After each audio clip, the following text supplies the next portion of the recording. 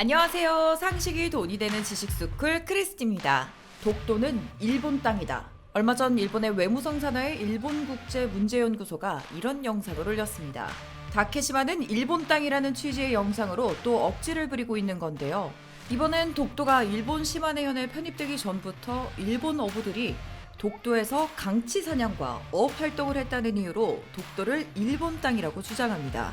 지금이었으면 불법이었을 일을 가지고 아주 자랑스럽게 해외에 홍보까지 하고 있다는 거죠. 일본의 영토 욕심, 특히 한반도에 대한 욕심은 과거에서부터 이어져 왔습니다. 신라와 고려 시대에도 외구의 침탈이 있었고 조선에는 임진왜란 그리고 일제강점기가 있었을 만큼 일본은 틈틈이 한반도를 노렸습니다. 영상 시작 전 좋아요와 구독하기 부탁드립니다. 하지만 일본은 자신들의 과거를 덮어두고 또 잊었나 봅니다. 최근 일본 정부는 방어무기인 이지스 어쇼어 도입을 철회하면서 일본이 적기지 공격 능력을 갖춰야 한다고 말했습니다. 적기지를 공격한다는 건 장거리 타격을 준비한다는 말이고, 이 말은 곧 전범국가인 일본이 평화헌법 중 공격을 받았을 때만 방어하는 전수방위 원칙을 어긴다는 말이 됩니다. 지금 일본은 자국이 생각하는 적국의 본토를 공격하는 체제를 구상하고 있습니다. 만약 일본에게 적기지 타격 능력이 생긴다면 앞으로 사거리가 긴 타격 수단이 더 빨리 도입될 수도 있는데요. 사거리가 긴 미사일은 다른 나라의 영토를 선제 공격할 수 있는 수단이 되기도 하는 만큼 일본이 언제든 다시 전쟁을 일으키는 국가로 돌아갈 수도 있다는 겁니다. 전범 국가인 일본은 반성조차 하지 않고 게다가 자신들의 적국이라고 생각만 해도 공격할 수 있게 하려는 움직임을 보이고 있는 거죠. 이렇게 일본은 독도로 억지를 부리는 것도 모자라 이젠 공격 능력을 갖추겠다면서 계속 한국을 견제하고 있습니다. 그런데 일본의 한국 견제는 여기서 끝이 아닙니다. 일본 언론들은 한국이 G7에 참가하는 것도 노골적으로 반대하고 나섰는데요. 한국은 지금 군사력 순위 6위, 경제력 순위 세계 10위권, 소프트 파워 19위, 혁신지수 7년간 탑2, 전 세계를 호령하는 한류. 게다가 이번 코로나 사태로 우뚝 선 의료체계와 첨단 산업의 부상까지 너무나도 강한 선진국의 위치에 있는데요. G7에 초대될 만큼 전 세계적으로 영향력을 끼치고 있는 한국을 일본만 인정하지 못하고 있습니다. 그런데 한국의 부상이 불편하다는 나라가 하나 더 있습니다. 바로 중국인데요. 우리와 철천지원수인 일본은 그렇다 치고 중국은 왜 한국의 성장이 불편하다는 걸까요? 지난 2일 중국의 관영 매체 글로벌타임스 논평에는 트럼프 대통령이 한국과 호주, 러시아, 인도를 G7 정상회의에 초청한 게 그저 정치적 쇼라는 평가를 내렸습니다. 특히 한국은 세계적 영향력이 크지 않다며 우리 위상을 깎아내렸고, 한국이 G7 초청에 응하면 제2의 사드 사태를 맞을 거라는 협박까지 했습니다. 과거 한국은 중국의 의견을 배제한 채 사드를 배치했다가 심각한 경제 보복을 당한 적이 있는데요.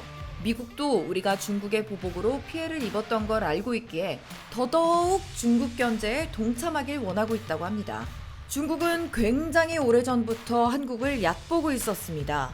2017년 미중 정상회담 당시 트럼프 대통령은 시진핑 주석으로부터 역사적으로 남북한은 사실 중국의 일부였다는 말을 들었다고 밝혀 파문이 일었었죠. 그 당시 한국 정부의 항의에 중국은 긍정도, 부정도 하지 않았어요. 시진핑의 발언은 중국 지도부가 한반도를 어떻게 인식하고 있는지 단편적으로 보여준 예가 됐습니다. 전문가들에 따르면 시진핑의 말이 지금은 비록 북한만 중국에 종속되어 있지만 한반도 전체가 중국 영향력 아래에 있어도 전혀 이상할 게 없다는 의미로 해석된다고 합니다. 중국은 한국이 통일이 되어 강해지는 것보다 분단되어 있는 한반도가 더 다루기 쉽다는 인식을 갖고 있습니다. 지금도 중국은 북한에게 현금 다발을 투척하면서 북한 경제를 잠식하고 있는데요. 북한의 경제권을 중국이 차지해 한반도에 영향력을 행사하려는 속셈입니다. 이러한 속셈을 중국은 2010년에 미국에게 몰래 비밀 협상까지 하면서 드러냈습니다. 북한이 스스로 붕괴한다면 북한을 온전히 남한이 흡수하는 것이 아니라 중국과 러시아, 미국 혹은 일본까지도 북한 지역을 나눠 먹자고 했습니다. 게다가 북한이 스스로 무너지지 않더라도 중국은 미국과 협력해 북한을 공격하는 시나리오도 설정해 구역을 나눠 북한을 공격 후 자신들이 북한 지역을 일부 차지하겠다는 겁니다. 이렇게 중화 사상에 찌든 중국은 한국을 자신들의 속국으로 보고 있습니다. 그래서 과거 고구려 역사를 왜곡한 동북공정부터 한국 최남단 섬인 이어도의 해양 관할권까지 두고 온갖 술수를 부리고 있는 거죠. 중국은 지금 코로나 국면에도 불구하고 국방 예산을 늘려 군사력을 키우고 있습니다. 아마 주변국들에 대한 영향력을 과시하기 위해서가 아닐까 싶은데요.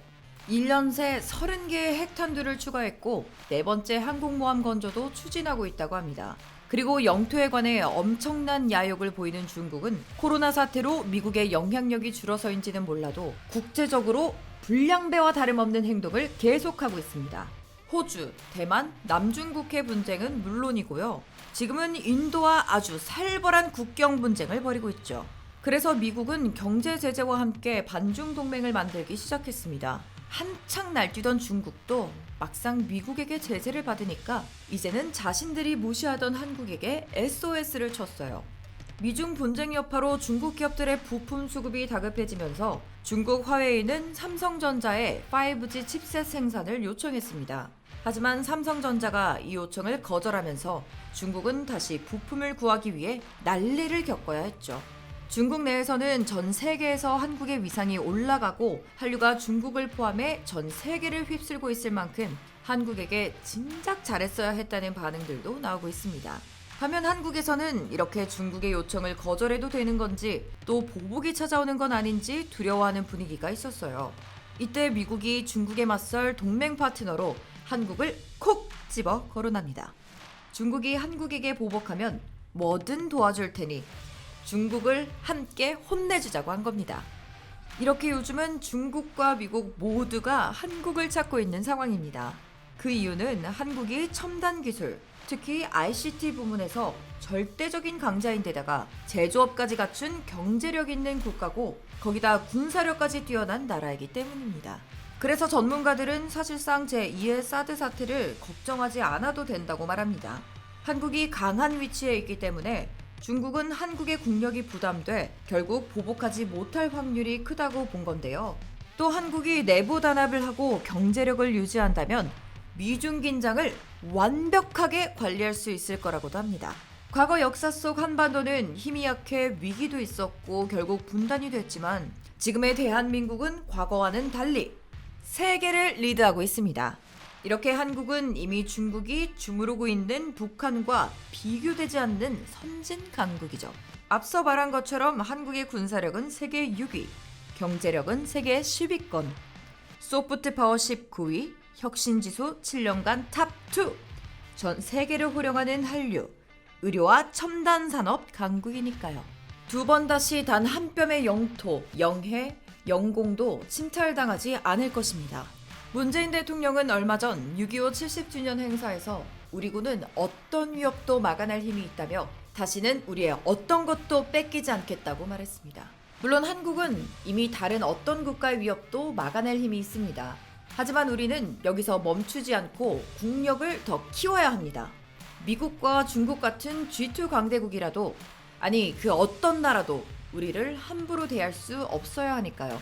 여러분도 우리나라가 언젠간 한반도의 평화와 번영은 물론이고 전 세계 평화에 기여할 수 있다고 생각하시나요? 이와 관련된 의견 댓글로 남겨주시면 감사하겠습니다. 혹시 주식하시나요? 방위산업 관련 급등 종목이 알고 싶으시다면 오른쪽 버튼을 클릭해주세요.